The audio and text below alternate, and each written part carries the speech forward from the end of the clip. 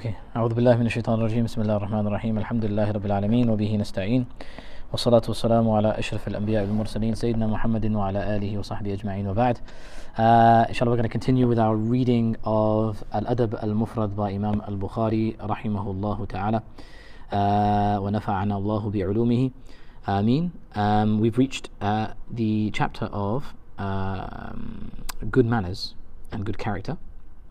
After reading about specific chapters of good characters and qualities that a Muslim should have, we've gotten to a chapter that's general, and we are on hadith number 293.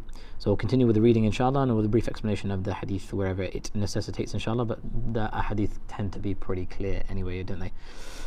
So let's continue inshallah. قال المصنف رحمه الله حديث نمبر 293. حدثنا محمد بن سلام قال أخبرنا أبو معاوية عن الأعمش عن شقيق عن أبي مسعود الأنصاري قال قال رسول الله صلى الله عليه وسلم حوسب رجل ممن كان قبلكم فلم يوجد له من الخير إلا أنه كان رجلا يخالط الناس وكان موسرا فكان يأمر غلمانه أن يتجاوزوا عن المعسر قال الله عز وجل فنحن أحق بذلك منه فتجاوز عنه.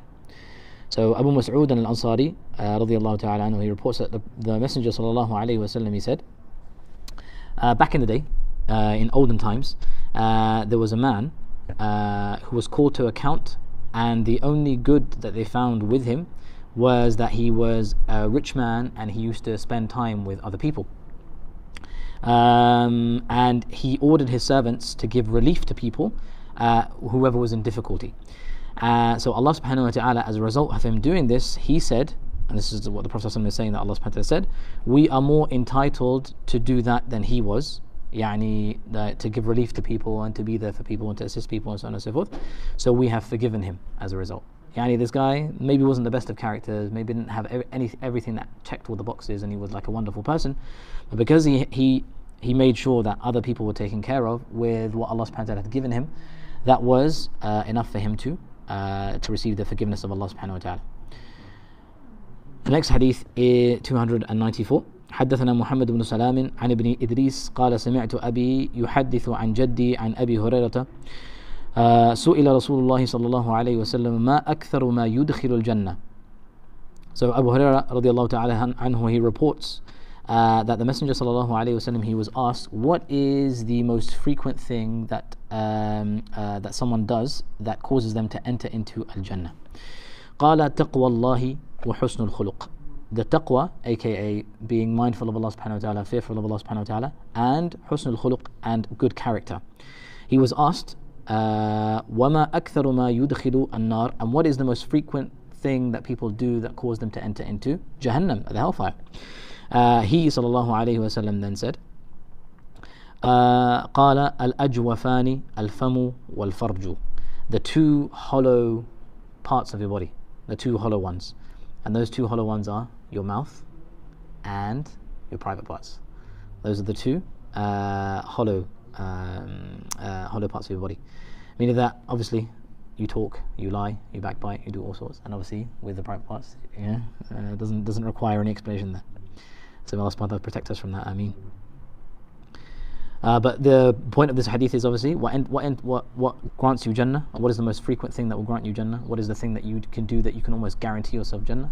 Is having taqwa of Allah subhanahu wa ta'ala and having a good character. So good character is something that is a necessity. 295. حدثنا إبراهيم بن المنذر قال حدثنا معن عن معاوية عن عبد الرحمن بن جبير عن أبيه عن نواس بن سمعان الأنصاري أنه سأل رسول الله صلى الله عليه وسلم عن البر والإثم. Nawas bin Sam'an al-Ansari, he said that he asked the Messenger sallallahu alayhi wasallam about righteousness and sin. What are they both? How do I know? How can I tell the difference between what's good and what's bad? The Prophet sallallahu alayhi wasallam, he said, al-birru, he said, قال البر حسن الخلق. That righteousness is having good character. If you want to know if you're really righteous, you know that you're going to be good with people, you're going to be like upright, you're not going to slander, you're not going to fall into any of the vices of the human character, right? البر حسن الخلق والإثم ما حاك أو ما حك في نفسك وكرهت أن يطلع عليه الناس. And sin is what causes you disquiet, that's the translator here, but what causes you like uncomfortability in your heart, and you dislike other people seeing that from you. You dislike other people to become aware of it. Now, this doesn't necessarily mean that this is the like a definition of what's right and what's wrong. And someone could do something wrong and feel nothing in their heart, innit? Like nothing moves in their heart, they don't feel guilty about it, and they don't care if other people see them do it or not, right? But what the Prophet ﷺ is laying out here is a foundation for what is considered like not right to do. What shouldn't you do at the time you shouldn't do it? So if, like, let's say for example someone is comfortable with like sinning like openly with their like friends and stuff, right? But when they come in front of their parents, you know what I'm saying? So they recognize where the sin lies. Some people, like, they sin when it comes to outside of the masjid, they'll do all sorts and they'll say all sorts. The second they come inside the masjid though, it's like can't do this, can't do that, can't do this, can't do that. That's the haka fi sadrik, right? And you don't want other people to see you doing things in the masjid as you would do outside.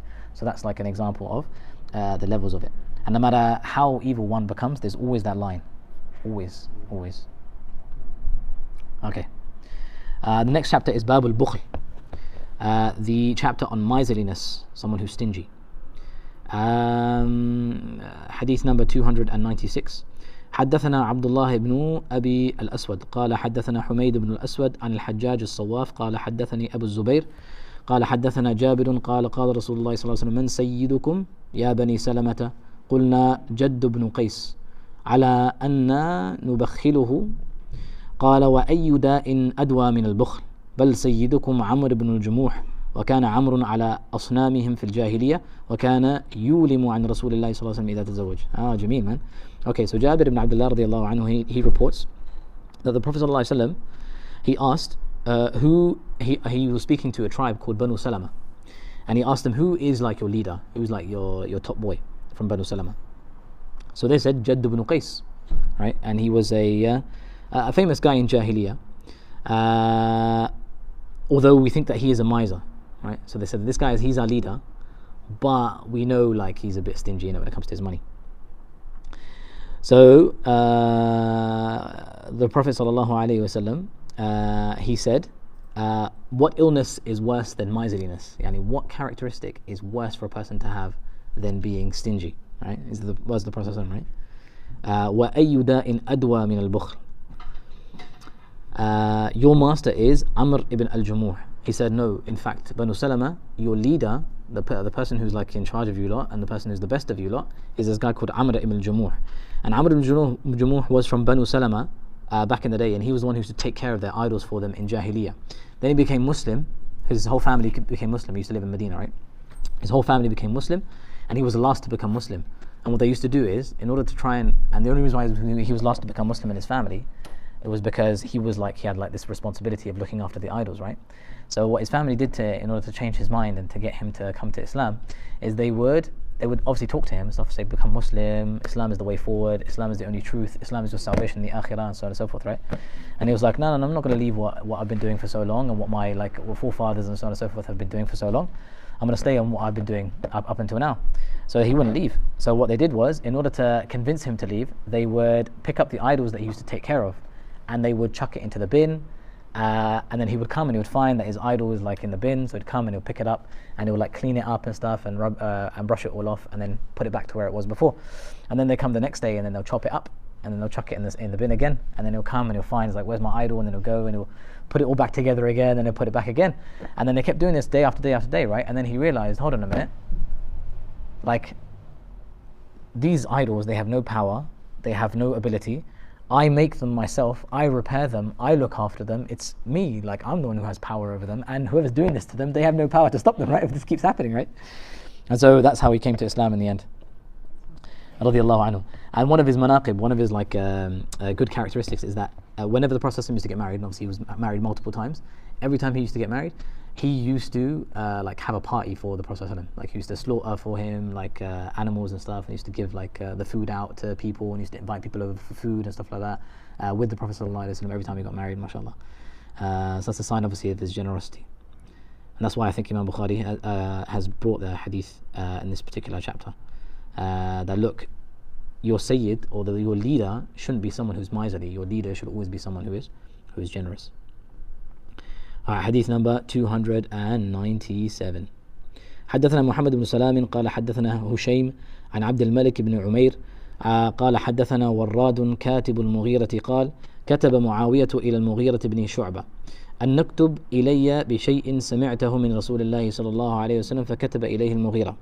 So Muawiyah radiallahu ta'ala anhu, he wrote to Mughira ibn Shu'bah, who was another companion, and he asked him, write down something that you heard from the Messenger sallallahu alayhi wa sallam. This is what the companions were like right back in the day. They would ask each other, did you hear anything from the Prophet about this? Did you hear anything from the Prophet about that? Or they would just, in general, tell me something that you heard from the Prophet. They'd just be sitting there, right, one day, just having some tea or whatever, right? And one of them would look to the other and be like, tell me something you heard from the Prophet. And then they'll just start talking, and then that will be like the conversation matter for them, right? But this time it's in written form. So they wrote to each other and said, look, tell me something that you have from the Prophet. So Al-Mughira ibn Shu'bah, he responded that the Messenger sallallahu alayhi wa sallam and Rasulullah sallallahu كان ينهى عن قيل وقال وإضاعة المال وكثرة السؤال وعن منع وهات وعقوق الأمهات وعن وأد البنات. This is a very, very famous hadith. One of the hadith that has like a rhyming quality to it whenever the Prophet like has said it, right? The Prophet ﷺ forbade people and qila wa qal. First is on idle talk. Qila wa qal is, I heard someone say this and I heard him say that, and did you hear him, he said this, and did you see him, he did that, and oh, I was in like the masjid yesterday and I heard this guy do this, and did you know they got divorced, and da da da da, that nonsense, right? So he prohibited people from idle talk. Qila wa qal. Wa ida'at al-mal, and wasting property, wasting money, wasting your wealth on frivolous things that you don't need, or on things that are displeasing to Allah subhanahu wa ta'ala. وَكَثْرَةِ السُّؤَال, and asking too many questions, right? That doesn't mean that asking a lot of questions is bad, because sometimes you want to know the truth, right? And you want to understand something. And the only way you understand something is if you ask questions, because the Prophet ﷺ said, إِنَّمَا شِفَاءُ الْعِيِّ السُّؤَال. The cure for the ignorant is to ask, right? So if you ask and you still haven't found the answer, and you ask again, and you ask it in another way, and you ask about another thing until you have been satisfied with everything that you need to be that you need to ask, that's okay. But that will be considered asking a lot of questions. But the asking a lot of questions that the Prophet is referring to here, كثرة السؤال, is asking for the sake of asking, right? You already know the answer maybe. You've heard the answer maybe from somebody else, but you just want to get this guy's opinion from it. Or you ask about something that it doesn't need to be asked about in its entirety. What do you think about Fulan ibn Fulan in Speaker's Corner? What do you think about this guy who popped up on YouTube? I already know the answer, but like, Sheikh, like, what do you think about the khilaf between the Maliki and the Shafi'i about this mas'ala? Do you know what I mean? Like these sorts of questions, like it's just like, what are you going to benefit from speaking about this particular topic, right? وَكَثْرَةُ السُّؤَال. Or another understanding of this is كَثْرَةُ السُّؤَال, meaning asking people for favors all the time, right? Not necessarily just asking general topics, but like, bro, can you help me out with this? And then next day, bro, can you help me out with that? Then you go to somebody else and say, bro, can you help me out with this? You know what I'm saying? Keep going to different people, asking. You need to be someone who is hazim. You need to be someone who's got your own sort of like strategy, your own vision in life, where you're going, and so on and so forth. You should be asking other people all the time for help, even though asking for help is okay. وَعَنْ مَنْءٍ وَهَاتٍ, and refusing to give and being greedy. مَنْءٍ وَهَاتٍ, right? Hat is give me, and man'in is you're not allowed to take from me, right? And that's obviously the shahid. That's why he's bringing it in this particular chapter. وَعُقُوقِ الْأُمَّهَاتِ, and being disobedient to your mother. And obviously we took at the beginning of the book in the first ahadith about the status of our parents, and in particular our mothers, and burying our daughters alive. وَوَأْدِ الْبَنَاتِ. Obviously this was a practice from back in the day, physically, but metaphorically also, burying our daughters alive. Meaning like not giving them the proper education that they deserve and that they need. Not educating them on how to sort of what to expect when they get married, giving them principles with regards to like sort of govern their life with and manage their life with, and be able to walk through the pitfalls of life relatively unscathed, protecting them and looking after them and giving them their due rights and so on and so forth. Okay, next hadith is hadith number 298. حدثنا هشام بن عبد الملك قال سمعت ابن عيينة السفيان قال سمعت ابن المنكدر سمعت جابرا رضي الله تعالى عنه ما سئل النبي صلى الله عليه وسلم عن شيء قط فقال لا. We've had this hadith before where the Prophet ﷺ was never asked anything except that he said he didn't say no. He never said no to. there's a longer hadith previously that we took, that if the Prophet was asked something and he was able to fulfill it, he would do it straight away. Wouldn't ask questions about it, wouldn't go into details, wouldn't even worry about what he has and what effect it's going to have on his own personal circumstances, just does it. And if he doesn't have it, he'd try and find someone that does have it, that he can signpost that person to, or that he can ask a favor for him from, to do it for him. And if he didn't have that either, he would always make dua for the person, but he wouldn't say no. He'd make dua for him, for the person to open up the doors for him of khair. Okay, next chapter is Babul Mal As-Salih Lil Mar As-Salih. I like this hadith, man, this is really good. So hadith number 299, حدثنا عبد الله ابن يزيد قال حدثنا موسى ابن علي قال سمعت أبي يقول سمعت عمرو ابن العاص قال بعث إلي النبي صلى الله عليه وسلم فأمرني أن آخذ علي ثيابي وسلاحي. So Amr al-As, he narrates that the Prophet sallallahu alaihi wasallam sent for him, right? He sent for me, aka Amr, and he commanded me to put on my clothes and my arms and to come to him, right? So to get ready as if I'm going to be going into battle. ففعلت فأتيته وهو يتوضأ. So I did that. I put on my clothes, I put on my armor, I got my my sword and spear ready, and then I went to the Prophet sallallahu alaihi wasallam. And when I arrived, I found him making wudu. فصعد إلي البصر ثم طأطأ ثم قال يا عمرو إني أريد أن أبعثك على جيش فيغنمك الله وأرغب لك رغبة من المال صالحة. So he looked at me and then he lowered his eyes, then he said Amr. So he looked up at the Prophet and he looked down again, and then he spoke to Amr whilst he was looking down. He said, Amr, I mean to appoint you over an army, and Allah will give you lots of wealth through it, lots of like spoils of war, lots of war booty. And I will give you a big portion out of the spoils of war. So he's telling Amr this like before he even goes. Like, listen man, I'm going to send you as the head of the general of the army. You're going to go, and inshallah you're going to win. And when you win, I'm going to make sure that you get a large share of the spoils of war. So obviously, anything like that coming from the Prophet is going to be something that's, yeah, I'll take that straight away. But Amr ibn al-As, he was a pious man, a righteous man. And he said, قُلْتُ إِنِّي لَمْ أُسْلِمْ رَغْبَةً فِي الْمَالِ. He said that I didn't become Muslim out of desire for wealth. إنما أسلمت رغبة في الإسلام فأكون مع رسول الله صلى الله عليه وسلم. Rather, I came into Islam because I loved Islam and I wanted to be with the Messenger صلى الله عليه وسلم. فقال, so the Prophet ﷺ responded to him. He said, يا عمرو نعم المال الصالح للمرء الصالح. Amr, good money, good property, sound money, sound property is truly excellent for a righteous man. Right? That's what the Prophet ﷺ said to him. Meaning that you get this money, you're a good guy, and this is good money. You're going to spend it in good ways, you're going to do good things with it, you're going to do great things with it. Right? So anybody that tells you that money is bad, or that a Muslim should be poor, that sort of thing, this hadith breaks down that type of understanding and that type of mindset in its entirety. Because here the Prophet ﷺ is encouraging Amr ibn al-As to go out and get this money, and it'll be good for you, and you're going to spend it in the right way, inshaAllah ta'ala, right? So that's wicked, man. That's encouraging. Alhamdulillah. So, and what it also states is that when you receive your money, if you spend it in the right way, then it's good for you. And if you spend it in the wrong way, obviously, it's bad for you. And that's obviously, that's quite obvious, and I don't think that needs any explanation whatsoever.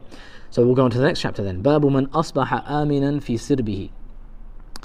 The chapter of the one who is secure in his property. Now this is something that we all are striving for. We are all looking to own our own bit of land, own our own homes, having some sort of security in our job, have our own car, and not necessarily leasing or hire purchasing or whatever we're doing, that sort of thing. So we want our own to be our own, and we want some safety and security in the property that we have.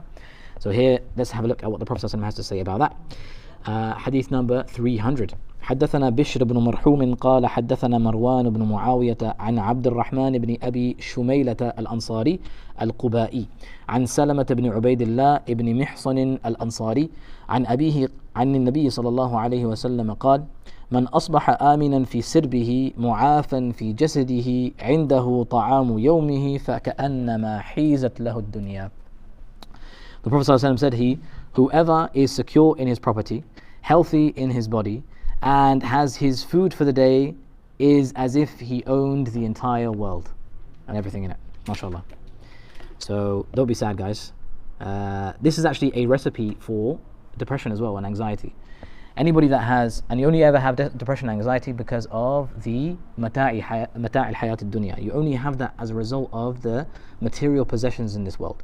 That's the only door that depression and anxiety comes in from, right? Because in the akhirah, the believers are la khawfun alayhim wa lahum yahzanun, right? They're not going to have any fear and they're not going to have any anxiety, right? So they're not going to be depressed in any way, shape or form. So if that's an ukhrawi trait, that means the only reason why fear and anxiety is anywhere in this world is because of the attachment that we have to this world and its material possessions, right? Yallah khalas. So what's the remedy and what's the cure for that? The cure for that is in this hadith, that whoever is secure in his property, meaning that you have to have some sort of safety and security with regards to where you live, right? You have to have a roof over your head. That roof has to be nice. فَلْيَسَعُكَ بَيْتُكَ, as the Prophet ﷺ said, let your house be wide enough that everybody in your family is comfortable living in it, right? So that has to be there. So some sort of safety and security in where you live, in your living arrangements, right? That's one thing. And healthy is his body. So you have to have a healthy body. And what that means is you have to eat right, you have to sleep right, you have to do all of the things that are conducive to be healthy in your body. You can't have a really bad diet, be a chain smoker, and expect to be free from anxiety and depression, right? That's not going to work. You can't expect to have a terrible sleeping pattern, a terrible routine in terms of your sleep, and think that you're going to be happy and wholesome and everything's going to be okay. You know what I'm saying? So you have to, وَإِنَّ لِجِسْمِكَ عَلَيْكَ حَقًّا, as the Prophet ﷺ said, your body has a right over you as well. That's the second one, right? To have a healthy body. And the third one has food for the day. That doesn't necessarily mean that you're obviously eating healthy, right? But it's not the same thing as we mentioned before. Having food for the day, meaning that you have enough, you have some sort of strategy for the future. You're not just living from paycheck to paycheck, basically, right? There is some sort of strategy for the future, that you know that you're not going to go hungry for today. Your family's not going to go hungry for the rest of the day. You're going to have something that you're going to be able to give them. Does that make sense? So there has to be some sort of strategy that you're working towards, some sort of goal, some sort of purpose that you are moving towards, inshallah ta'ala. Those are the three things that if you have in your life, safety and security, a place to call home. The second is a good, healthy lifestyle of food and drink and so on and so forth, and sleep. And finally, some sort of thing that you're working towards, right? That could be anything, whether that's friends and family, whether that's work, whether that's some sort of hobby, whether that's talab al-ilm, whatever it is, it doesn't matter, but it's something that you're working towards. When you have those three things, inshallah ta'ala, fear, anxiety and depression is going to be a thing of the past. May Allah subhanahu wa ta'ala grant us all of that. Ameen ya Rabbil Alameen. Okay. Babu Tib al-Nafs. Cheerfulness, right? Some of us are gloomy, right? All the time. The humum of the dunya are quite heavy on our shoulders. The responsibilities of this life, sometimes they carry us quite heavy. So what is the Prophet ﷺ's sunan with regards to being cheerful, being happy?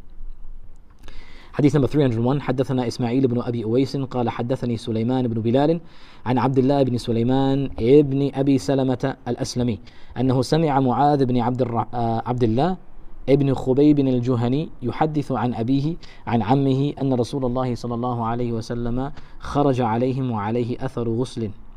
So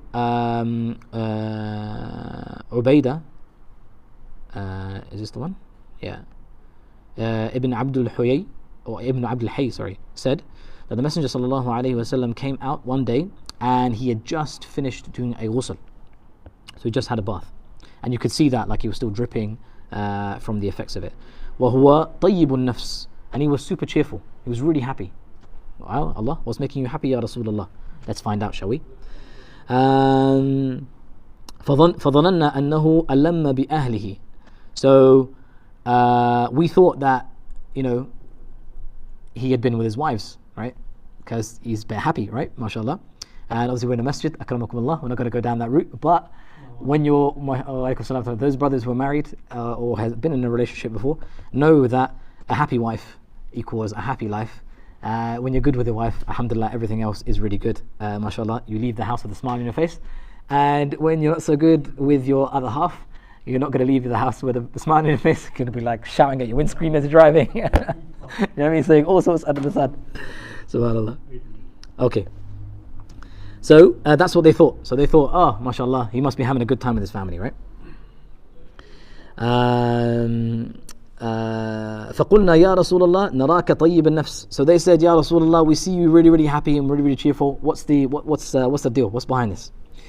فقال Ajal, walhamdulillah. He said, yes, absolutely, alhamdulillah. Praise be to Allah subhanahu wa ta'ala. ثم ذكر الغنى فقال رسول الله صلى الله عليه وسلم إنه لا بأس بالغنى لمن اتقى والصحة لمن اتقى خير من الغنى وطيب النفس من النعم. Then he said, sallallahu alayhi wasallam, that there is no harm in wealth. So they must have been speaking and wealth was mentioned in their conversation as they were talking. So the Prophet ﷺ said there's no harm in wealth for someone who has taqwa, for someone who's righteous. So get as rich as you want, as long as you're spending on those things that are good for you. But health for a person who has taqwa is even better than wealth. So good health is far better than wealth, and that's obviously understood. Anybody who knows who's been ill, even if they have all the money in the world, they wish that they had spent all that money in the world just to have that health back. And cheerfulness is a blessing. طيب النفس من النعم. It's one of the blessings of Allah subhanahu wa ta'ala that He bestows upon a person. So when the good times come, brothers and sisters, brothers, because sisters, maybe sisters can hear me from home. But when good times come, let's take advantage of it and let's be thankful to Allah subhanahu wa ta'ala for it. Hadith number 302.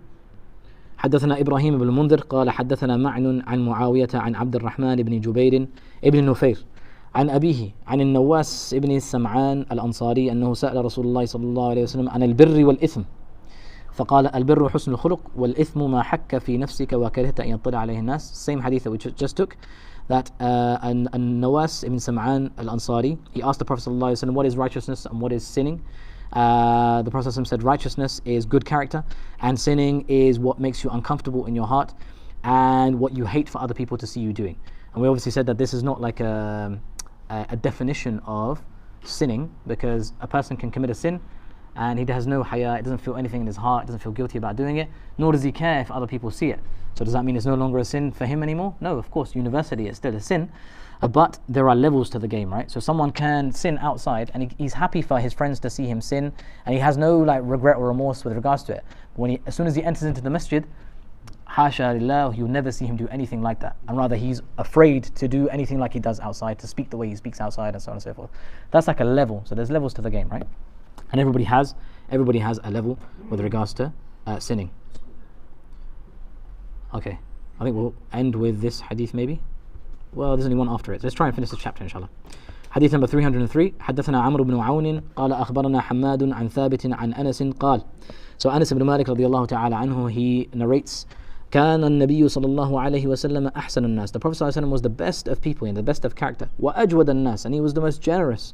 وأشجع الناس, and he was the most courageous as well. There was a battle going on, he was first in it, first in line. As the leader of his people, he didn't command from the back, rather he led from the front. وَلَقَدْ فَزِعَ أَهْلُ الْمَدِينَةِ ذَاتَ لَيْلَةٍ. One night the people of Medina were alarmed. What were they alarmed by? They were alarmed by noise. فَانْطَلَقَ النَّاسُ قِبَلَ الصَّوْتِ. So they went towards this noise that they had heard, this strange noise. فَاسْتَقْبَلَهُمُ النَّبِيُّ صَلَى اللَّهُ عَلَيْهِ وَسَلَّمَ قَدْ سَبَقَ النَّاسَ إِلَى الصَّوْتِ. And when they arrived at the place that they had thought the sound was emanating from, who did they find there? The Prophet sallallahu alaihi wasallam. Oh, he was the first there. وَهُوَ يَقُولُ لن تراعوا وهو على فرس لأبي طلحة عري. Do not be alarmed. And he was riding the horse of Abu Talha without a saddle, meaning that he didn't even wait to put the saddle on, he didn't prepare, he didn't do anything, he just went straight because he realized something's going wrong, something's off key, it needs to be sorted out. I'm going to be the first one there to sort it out, right? That's the courageousness of the Prophet ﷺ. Okay, so he said, don't be alarmed. And he was upon Abu Talha's horse without a saddle. وَأَمَا عَلَيْهِ سَرْجٌ وَفِي عُنُقِهِ السَّيْفِ. He didn't have a saddle on the horse, but he had a sword hung around his neck. Allah, Ya Rasulullah. MashaAllah, man. Okay. وَفِي عُنُقِهِ السَّيْفِ فَقَالَ لَقَدْ وَجَدْتُهُ بَحْرًا أَوْ إِنَّهُ لَبَحْرٌ. I found it, the horse, like a great river, or it was a great river. Okay, what does he mean by this? So he means by this that he found the horse to be like really, really fast and super quick with regards to how fast he was able to make it to the place that he was going to. And what he's saying here is, although like this is like a serious thing, right? It's a serious incident. There might be some sort of safety and security of the people of Medina at stake here. It's the middle of the night as well. What's going on? People hear a strange voice, and he goes out. And when he goes out, he calms the people down, and in order to calm them down, he starts talking about not what the voice was and what it could have been and how he felt and how everybody else felt. He starts talking about how fast his horse was, right? sign of his cheerfulness and how he was like. He was good spirited. Alright, we'll finish with this hadith inshallah ta'ala. حدثنا hadith number 304. حدثنا قتيبة حدثنا ابن المنكدر عن أبيه عن جابر رضي الله تعالى عنه قال قال رسول الله صلى الله عليه وسلم كل معروف صدقة إن من المعروف أن تلقى أخاك بوجه طلق. The Messenger صلى الله عليه وسلم, he said that every good action is a sadaqah. Right? One of the good actions is that you present your brother with a cheerful face. When you meet him, you're smiling, you're happy, you're not like abus and angry and whatever like worries that you're carrying, you show when you wear your emotions on your sleeve and so on and so forth.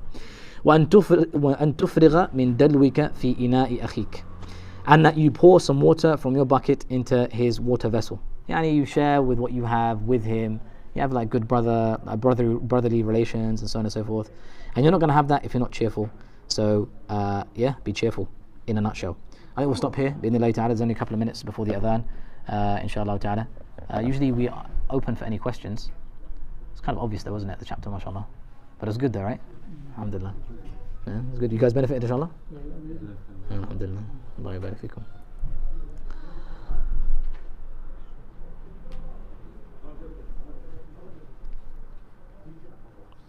Okay, we'll end with a dua inshallah. ربنا تقبل منا إنك أنت السميع العليم وتب علينا يا مولانا إنك أنت التواب الرحيم. اللهم علمنا ما ينفعنا وانفعنا بما علمتنا وزدنا علما يا رب العالمين.